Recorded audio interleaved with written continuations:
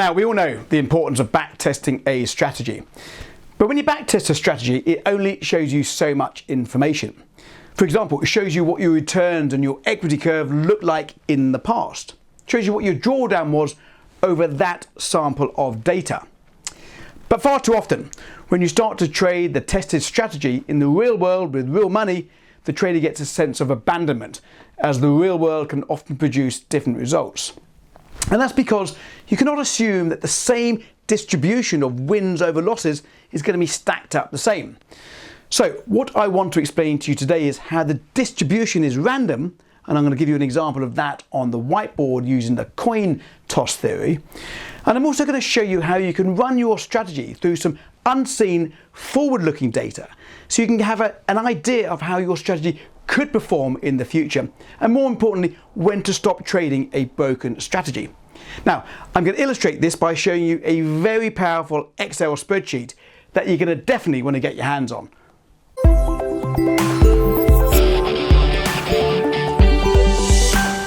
Now, for those of you that are not familiar with the principle of the law of large numbers, I'm going to give you a quick crash course so you can get your head around what I'm going to be showing you when we get onto the spreadsheets in a moment. And we'll do that here on the whiteboard. Then, as I say, we'll get onto the screens. I'm going to show you this super powerful spreadsheet. It's going to revolutionize the way you think about your trading going forward. It's a must-have, and of course, it's free to download. Now, you don't have to be a mathematician or a statistician, and I'm neither of those, I can assure you. But you don't have to be either of those to understand the principles of the coin toss.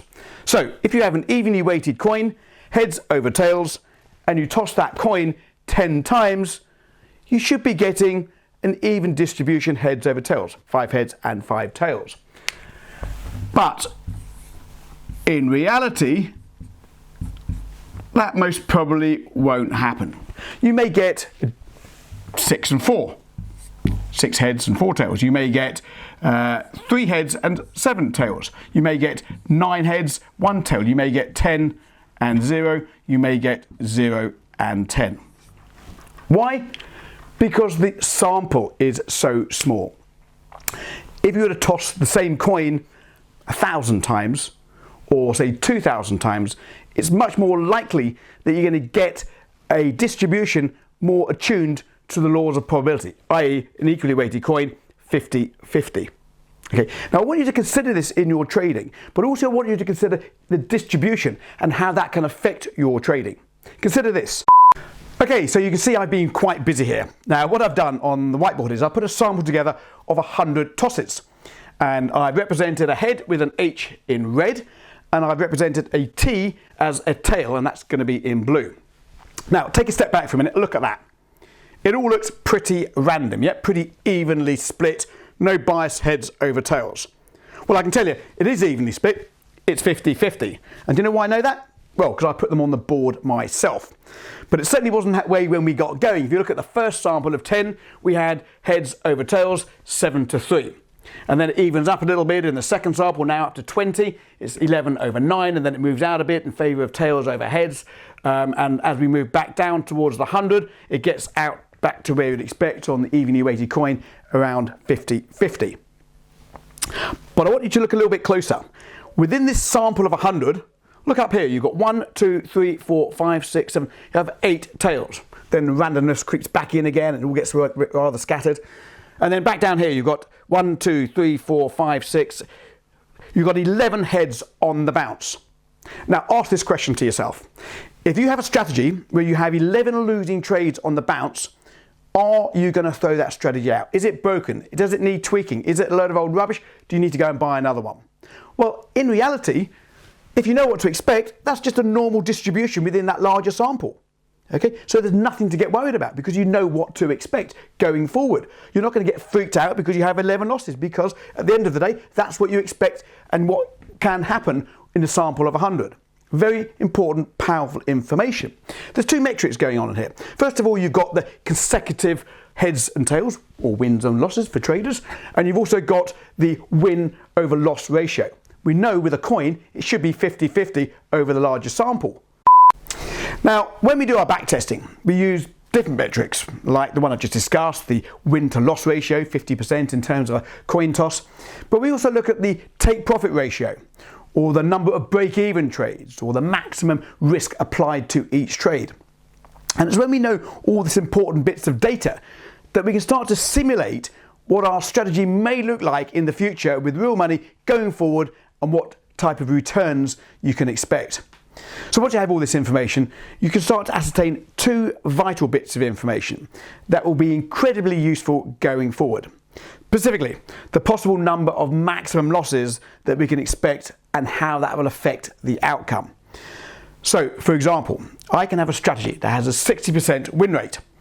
But what might I see in terms of consecutive number of losses in a losing streak? Now, what this does for a trader is it makes you become much more resilient in sticking with a strategy in a losing streak, up to a boundary, of course, where you need to throw out the strategy or you need to tweak it because it didn't actually appear that way in your back test. Now, another critical bit of information that we ascertain from this is the drawdown. Now, in back testing, we all can see what the maximum drawdown has been in the past. But that drawdown that we've seen and accepted is not necessarily the maximum drawdown you can expect going forward.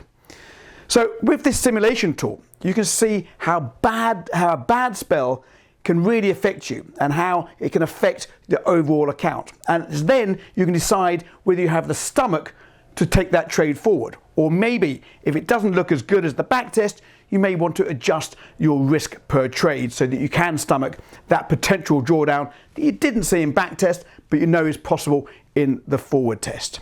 Right, now let's jump onto the screens. I'm going to show you the spreadsheet in its true glory. Okay, so here we are now on the spreadsheet itself. May look a little bit complicated, this dashboard to start with, but don't worry, I'm going to walk you through it, show you exactly what it all means and how it all fits together. You can download it, as I said, free of charge. Don't have to register at all, just yours to play with at your own convenience. So I'm now going to remove my video so I can walk you through what exactly we are looking at. Now, one of the first things that has to be said here is that the use of this simulator is assuming that you have a back-tested strategy that has proved to have a certain degree of profitability. That basically means it's performed well in backtest. But as we know, because it performs well in backtest doesn't always mean it's going to perform well in the real world. There are a number of ways, of course. You can backtest manually using your broker platform, whoever that may be. I personally like to use some backtesting software. It's called Forex Tester 3. You can check it out. It's a really cool piece of kit. There's details below if you want to explore that further. Now, with any good backtest, you should have a whole bunch of data or metrics that you can use to analyze the strategy. Now, this simulator relies on 4 key metrics in order to test the strategy going forward. Specifically, we look for the percentage win rate. Now, the percentage win rate is the percentage of wins that you have in the strategy. So, for example, if you've had 100 trades and you have a percentage win of 62, that basically means 62 of your 100 trades were profitable. So, moving on from there, and these yellow fields, by the way, are where you input the different bits of data which is going to be used to analyze the strategy going forward. Now, the next tab across is the percentage risk. That's basically the amount of risk that you put on each trade. So if you're risking 1% on each trade, that would go in there at 1%. Moving on across, we have the TP ratio, which is the average win over the average loss in monetary terms. So if your average win was $200 and your average loss was $100, 200 divided by 100 is 2.0, so you'd put in 2.0 in there. And this next tab across is percentage scratch. That basically means the percentage of trades that in your back test you scratched the trade, i.e. you went out for break even, no win and no loss. For the sake of this presentation, let's just put that at 0. Whenever you complete a field, you have to enter for it to update. Now from here, you can put in your starting balance, just a nominal amount. I put in $10,000 in here. Again, you can put in whatever you wish, but for this simulation, we'll just start off with, say, $10,000. Now, you'll see 2 charts here in the main body of the dashboard. you have this big chart here behind the smaller chart. Now this big chart here is the simulation of the next 2,000 trades with random data.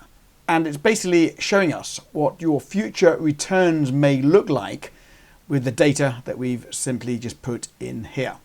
And every time I hit F9, that will update with another 2,000 random bits of data. You can see here, every time I'm hitting F9, the equity curve and these values are changing. Still assuming that I've got a win rate of 62%, a risk amount of 1%, a TP ratio of 0.75 and a zero scratch. But of course the equity curve is changing because it doesn't know the sequence of my wins and losses, when they're going to happen in that distribution of the 2,000 trades.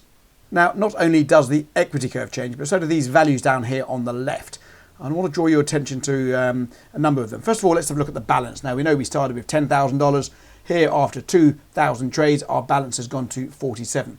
See by hitting F9 how that can change. It goes up to 57,000 there, and below you've got the percentage as well. So just keep an eye on these two at the moment, how they change every time I hit F9. 37,000, 277% gains. By the way, this is purely, I've just made these numbers up for this presentation, so don't go and think I've got a great strategy. It's totally hypothetical. Indeed, if I had 277% gains, I would be laughing all the way to the bank. But see how they change. You need to make sure that you're aware of the inconsistencies of this particular strategy with the numbers that this is throwing out. Now, the other bit of data I want you to look at here is the drawdown. The drawdown after 2,000 trades. Here it's 12.4. Now, you may have ran this through your back test and seen a drawdown of 15%. That's your acceptable drawdown. You think, hey, this is a great strategy. I can stomach a 15% drawdown. But when you run this through the simulator, you can see with this criteria that came out of your back test, how this drawdown could be affected. Let's just keep hitting F9 and see how that goes. So then you got 16%. Well, that's not too bad. 10%. Now you go up to 19%, 22.6. Now your back testing showed only 15. But in reality, with all this criteria that you put in on your strategy, it could have a drawdown of 22%. Are you able to stomach that as a trader? If not, then you need to know that it is possible. And if you're not able to stomach it, then you may want to reduce the amount of risk you're putting on each trade, so that's more manageable. Now, the columns below are also very important. Consecutive loss streak, consecutive win streak. Now, in your back testing, you may have seen your strategy have the maximum of 8 consecutive losses, which you're able to stomach. Running it through the simulator, looking at forward data, will show you if that indeed was the maximum of loss streaks that this strategy could dish out. You've got 8 there, 8 there, 8, 9 there, and 6 back to 6. And now we go up to 11. Now you may want to consider what's going on. Has the strategy changed in some way? Has the market conditions changed? Is the strategy still working? You've now had consecutively 11 losing trades. Your backtest only threw out 8. Maybe that was just a freak, but you need to know what the maximum consecutive losses your strategy could have going forward. This is very, very powerful data. Not only will it help you throw out a strategy that appears to be broken, it will also potentially stop you from embarking on a strategy in the first place because the backtest wasn't really valid. But equally as important, it may enable you to deal with a losing streak in a more accepting way because you've seen it in the forward test on this unseen data.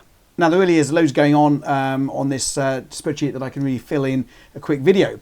But one thing I do want to mention before I go is this user defined trade section. Here's where you can pull up this window of a much smaller sample. And quite often I ask my students to do a trade strategy 25 times and see how indicative it is of the bigger picture. And quite often you'll find that the 25 trade challenge and the equity curve here doesn't represent any of this bigger picture at all. So it's quite a good challenge as well. You can see the drawdown on the smaller sample and the consecutive losses that you can expect on a smaller sample of trades. Very, very powerful indeed. Okay, so I hope you found that useful. I hope it blew your mind away. It really is an amazing tool, an essential part of your toolkit if you want to be a serious trader going forward. As always, if you like my video, give me a thumbs up. If you didn't, give me a thumbs down. leave a comment below. I'd love to hear from them specifically about this topic as well. Follow me on Instagram if you don't already do so, and make sure that you subscribe to the channel if you haven't already done so. Don't forget to download the tool now, absolutely free of charge, from the link below. See you in the next video.